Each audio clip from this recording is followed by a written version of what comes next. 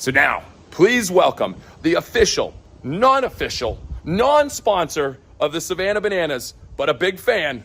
Please welcome John Fletcher. Hi, this is John Fletcher, and welcome to 15 on Fridays with Fletch. We have a special guest, a broadcasting legend who was inducted into the Texas Radio Hall of Fame in 2012. His name's Tyler Cox, and he's too humble to tell it, but he's also known for his role encouraging Rush Limbaugh as Rush went from being a local broadcaster to moving to national syndication. Tyler led WBAP radio to the top echelon of the Dallas-Fort Worth market and kept them there on a sustained basis. He also was the national program director for Salem Media. You've heard his voice on Medium, his voice on numerous videos and commercials. So please welcome retired, but still awesome broadcasting legend, Tyler Cox. Retirement, the best job I never had. That's it.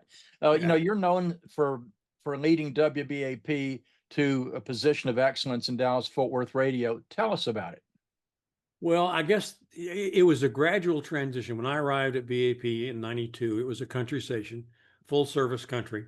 And the decision had been made to transition on a slow basis over to News Talk. And the first thing the station was going to do was add Rush Limbaugh, who I had the pleasure of working with some years before. But the key to us was, and John Hare was the general manager at the time, is that we wanted to take this step by step, not flip the switch one day and overnight it was this. So Hal J was part of the morning team, along with the late Dick Siegel. They were an institution. And Hal was very nervous about going News Talk. In fact, my first day there, he takes me aside and says, "You're not going to take us News Talk, are you?" And I said, "Well, Hal, I'm not known for my legendary knowledge of country music, so no, that's we're not going to stay there." But what we did was gradually pull the music out of the morning show. Favorite radio story ever. We took the music out quarter hour by quarter hour. So this month we didn't, and he only did 4 or 5 songs an hour. We took the music out of the second quarter hour, 15 to 30. Next was 45 to 60, to the top of the hour. So over 4 months, we backed the music out. A few weeks later, I got a call from a woman wanting Hal to play a tune for her sister's birthday. The next day, she wanted him to play a song by the Dixie Chicks. I said, "Well, man," this was the original Dixie Chicks, Yeah. And I said, "Well, ma'am, Hal doesn't play music." She says, "Well, he plays country music." I said, "Well, he hadn't played a song in about 2 months now." And she paused and said, "Well, I thought he was taking an awful long time between the records." And when I was able to tell that story to Hal, he finally, "Okay, all right, I get it." Because I said to him that in the beginning, people came to that morning show not because of the 4 country music songs an hour. They came because of Hal's humor, his quick wit, one of the funniest men I've ever had the great pleasure to work with. So that was how we started.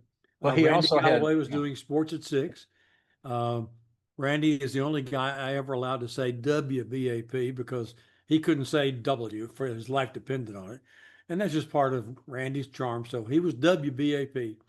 Then we brought Rush in, and over the next about year, we slowly changed day part by day part. We had hired a guy to do the 9 till noon shift. And 2 days before he was due to arrive, he called and said, "I'm not coming."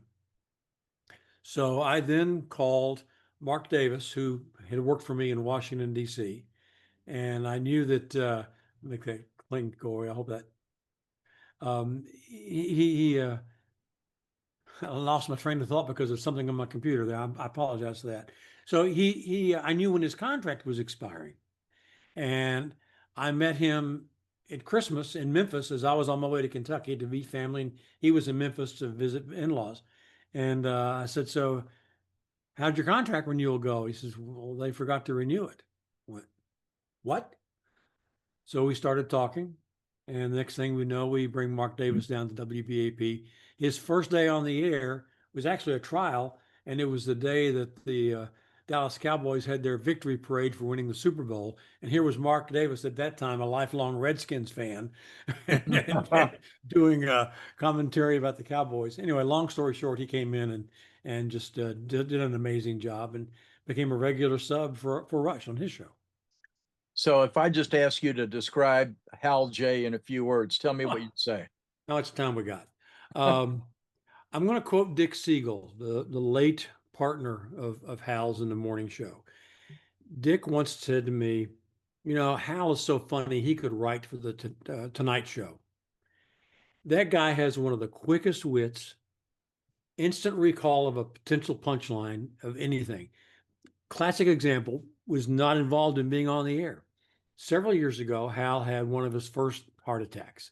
He and his son were out at, I'm having a mental block now on the lake out west of Fort Worth. Was it? Oh, it would have been Possum Kingdom. Possum Kingdom. Possum Kingdom.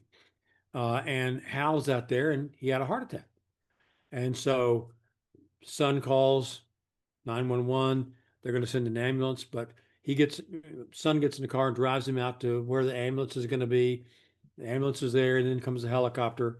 And so one of the doctors asks Hal, do you smoke? Hal said, well, I used to. When did you quit? About 10 minutes ago. and that's just his ability to turn the weirdest situation into humor is just phenomenal. And he's still doing it today. When I was producing Baylor's radio broadcast on WBAP, we had Hal and Dick come down to be the honorary grand marshals of Baylor Homecoming Parade. So I'm driving the convertible and Dick and Hal are behind me in the back seat. And some guy walks up and says, man, you guys are hilarious. You're so much fun. Which of you is which? And Hal says, I'm me and he's him. And the guy walked away just as puzzled as when he first got there. And bless his heart, but you know, Hal and Dick did not have a great personal relationship. There was tension between the two of them. Yeah, they were at their best when Hal was at 2,000 feet in height. For when I first got there, Hal. Well, hopefully Dick was at 2,000 feet. Huh? Hopefully Dick was at 2,000 feet. Dick was at 2,000 feet. Yeah. Yes. Dick had lost his helicopter, and so he was in the studio with Hal, and that tension reached pretty high level. So we engineered a way to get Dick back in the air, and the relationship and the chemistry was solved. It was incredible. So tell me, give me a few words about Mark Davis. You've already said something. Tell us a little bit more. You know, what you hear from Mark on the air is what you get from Mark off the air. And that means his energy level and his speed of talking and his tendency to be hyper is just the same as if he was sitting here on the sofa in my house. The thing I always appreciated about him was he was a rabid reader. He absorbed things. There's a standard phrase that's used in talk radio, and that is that life is show prep, and that every day he lived it. He would come in the next day and recant or recall a conversation he had with a waitress at a restaurant and turn it into a topic of conversation for the show. There's not a topic he's not comfortable talking about, and he's a good guy. Yeah, going back to Hal J, I may get in trouble with you now, but Hal had me come up a couple times. I got to sit here on the morning show. I wasn't doing any talk. What? I did what? Yeah, but I did it a couple of times, and it was just so funny. Even the things that didn't make it on the air, I mean, and they were clean. Even the things that didn't make it on the air were hilarious. I mean, he could have written for the Tonight Show. I mean, well, the development of some of the classic characters on the morning show, like Sam from Sales and Willie Landon, Fishing Guide to the Stars, and so forth. You know, those were all written on the fly during the live morning show. Those weren't written the day before, right? And how Sam from Sales came about was an interesting fluke. You know, John Henson was the commercial production director at the time, and he came in the studio one day talking real bizarre and in a strange way. And Hal says, and this is before my time, so no credit here. Yeah. And Hal says to John, that's a character. Sam from you're going to be the sales director. Boom. It just took off. Oh, it was incredible. We actually signed Sam for an endorsement for Alan Samuels for, I think it was a 2-year period. And he was great. And we had Hal in a demo at one time. So, yeah, I mean, we love the station. I mean, just. Well, you know, I also recall when I first got there, Sam was doing Hal and Sam together were doing commercials for Southwest Ford. Yeah, in Weatherford. And they turned it into Southwest Ford and Weatherford. And Hanson, as Sam from Sales, always had a tagline about F-150, 250 with a optional third door. This Yeah. goes back 30 years. I'm having a hard time remembering. But it Yeah. was part of the bit, part of the character. Oh, it was great, and it was so effective. And so, yeah, that was wonderful. And then, I said you had Willie Landum, Fishing Guide to the Stars, and you Speak had to me. you had Lester T. Besterfester, the professor of something at TCU. Yeah. And yeah, I mean, it was great. Well, tell us about, of course, the biggest name, Rush Limbaugh. Tell us how you met him in Sacramento and how that moved forward. Well, so I was hired to go to Sacramento. I was hired to be there as the news director. That had been my initial background, and I became program director shortly after that. And Rush was already there, doing his thing. That's where I started learning about the uh, nicotine stain fingers and the pile stuff, which was his clippings. Watching him do his show prep was amazing because his desk was right outside the corner of my office.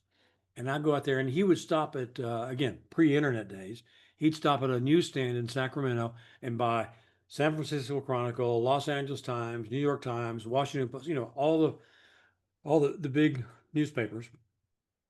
And he would sit there at his desk and he had one of these little razor blade mechanisms where he could just, go in there and he would cut out articles. And that's how it became the stack of stuff. It literally was a stack of newspaper clippings. And he would go in there and make magic. Um, the smartest thing I ever did in Rush's tenure was to not screw it up. One day I suggested, you ever thought about having guests? And he says, I'm the guest. I'm the star of the show. And I went, yeah, okay. And go do. And so we were there together for about 3 years. Just a wonderful guy, a good guy to work with. He was not a personality handful at all. One day I'm coming to work and I get a call to meet our station consultant, Bruce Marr, at a hotel there in Sacramento. And he says, I'll be in this certain room. So I go there and I walk in. Bruce is there. And here's Rush. And here's this white-haired guy who's introduced to me as Ed McLaughlin, who formerly had been the president of ABC Radio. And they were exercising a little-known forgotten clause in Rush's contract with KFBK that he could leave his contract if he was going to go to work for a top 5 market. And how they worked it out, he was going to do the network show, but then he also did 2 hours a day at no charge for WABC. So therefore, he was going into a top 5 market. And I'm going like, okay, when? In 3 weeks. So off he went, and he rescued AM radio. He We really did. did. I recall a couple of years after that. In fact, I was now working at WBAP, and when this happened, and the NAB was meeting in Dallas, and there was a meeting of the Rush Limbaugh GM affiliates, packed room, and he walks in, and every one of those guys said, "You saved my radio station." And when unfortunately he passed away, the thing I said was, no one will ever fill that void, take his place, or have the impact he had. Singular moment in radio history. You're absolutely right. Speaking of Rush, tell us about the 75th anniversary of WBAP, where you sort of double booked keynote speakers. Yeah, that kind of happened. So we had, through your assistance, had booked Grant Taff, who former successful Baylor football coach and head of the American Football Coaches Association for several years. He was well known as a quality speaker. You told me about him, and so we did. Grant would be a great choice to have as a keynote speaker for our 75th anniversary. And so I'm on the phone one day talking to Rush, mentioned our deal's coming up. He said, "I'm coming." What? So he flew in that day and was at our event and flew out that night. And the concern I had was, well, Rush is going to be the top dog. What are we going to do with Grant? And in consultation with you, Grant told you he had one condition, no problem. He had to go last. And and it was an incredible, successful event.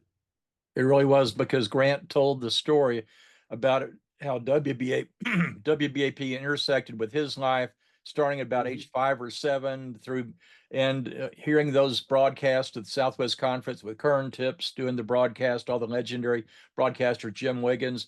And he said, I knew I wanted to be a football coach. And he goes and tells the whole story of his whole career and attaches WBAP to everything. And afterwards, I'm talking to him, and he said, it was the greatest honor of my life to be able to thank WBAP for their impact. Well, what also was interesting is that when the event was over, Rush said to me, "That guy was fascinating." He really enjoyed Grant's speech. As a matter of fact, I listened the next day, because I guess y'all hosted him there at WBAP for his show the next day.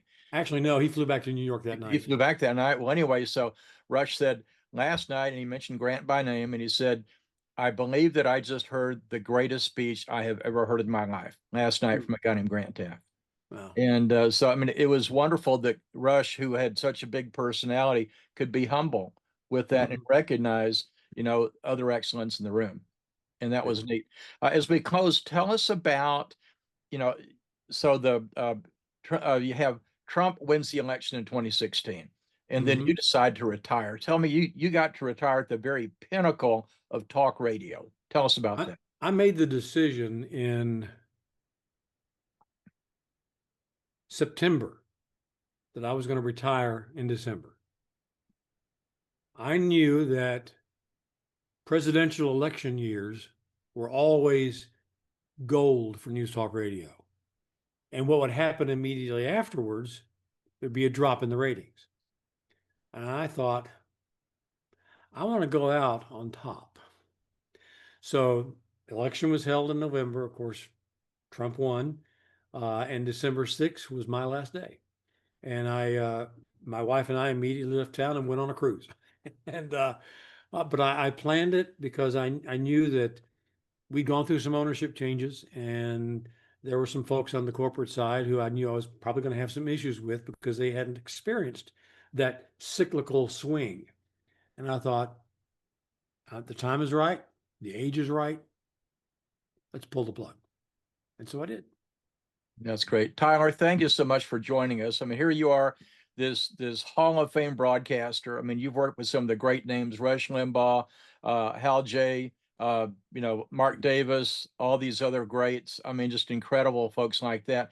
Thank you so much for joining us for 15 on Fridays with Fletch. And I look forward to having you back again. You have so many fascinating stories to share. Well, it's great to spare time with you, John. We've known each other for a long time, and I appreciate your calling me to do this. Absolutely. You've been watching 15 on Fridays with Fletch, today with Tyler Cox, the legendary broadcaster. We look forward to seeing you again next week. That's